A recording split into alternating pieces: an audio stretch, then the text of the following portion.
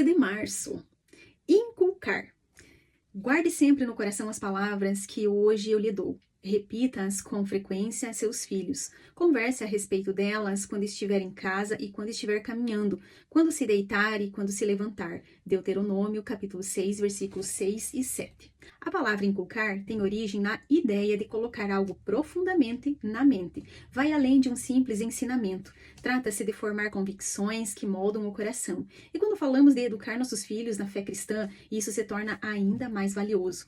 Como o Deuteronômio diz, tudo começa com guardar.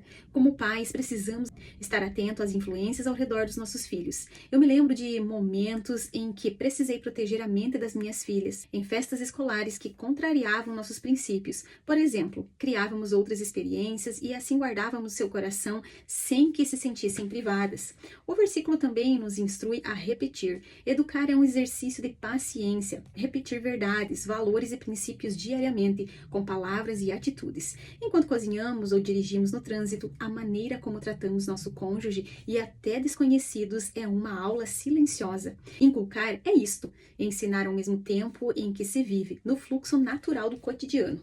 Por último, claro, é essencial conversar.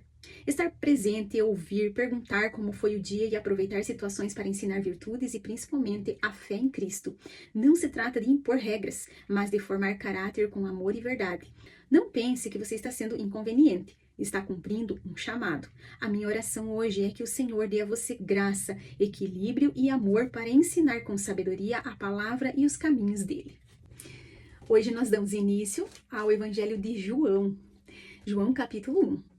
No princípio era o Verbo, e o Verbo estava com Deus, e o Verbo era Deus. Ele estava no princípio com Deus. Todas as coisas foram feitas por ele, e sem ele, nada do que foi feito se fez. A vida estava nele, e a vida era a luz dos homens. A luz resplandece nas trevas, e as trevas não prevalecem contra ela.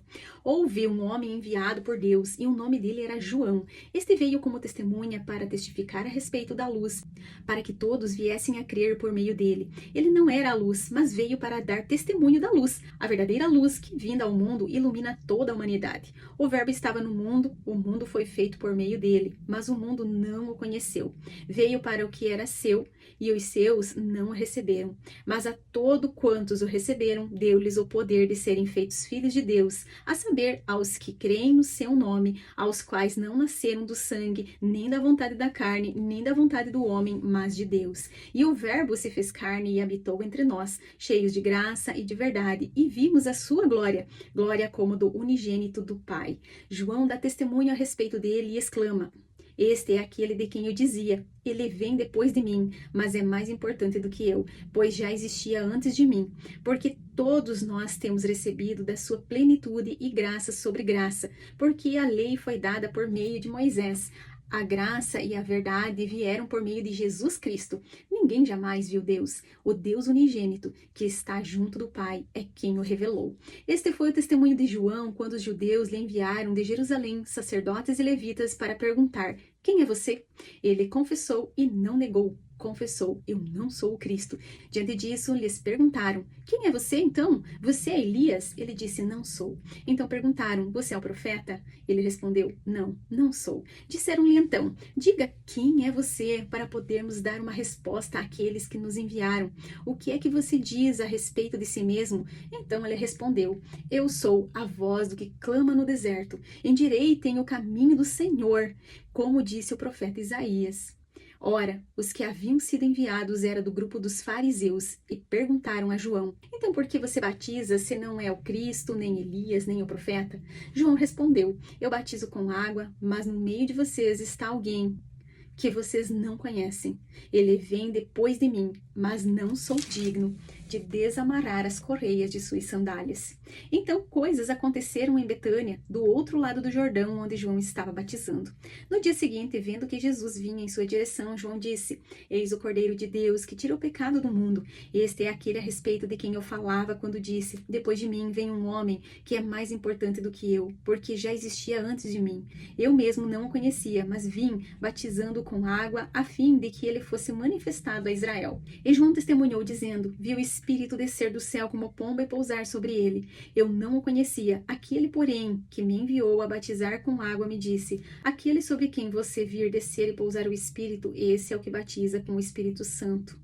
Pois eu mesmo vi e dou testemunho de que ele é o Filho de Deus. No dia seguinte, João estava outra vez na companhia de 2 de seus discípulos e, vendo Jesus passar, disse: eis o Cordeiro de Deus. Os 2 discípulos, ouvindo-o dizer isso, seguiram Jesus. E Jesus, voltando-se e vendo que o seguiam, disse-lhes: o que vocês estão procurando? Eles disseram: Rabi, onde o Senhor mora? Rabi quer dizer mestre.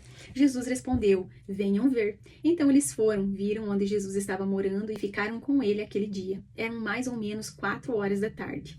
André, o irmão de Simão Pedro, era um dos 2 que tinham ouvido o testemunho de João e seguido Jesus. Ele encontrou primeiro seu próprio irmão, Simão, a quem disse: achamos o Messias. Messias quer dizer Cristo. E o levou a Jesus. Jesus olhou para ele e disse: você é Simão, filho de João, mas agora será chamado Cefas. Cefas quer dizer Pedro.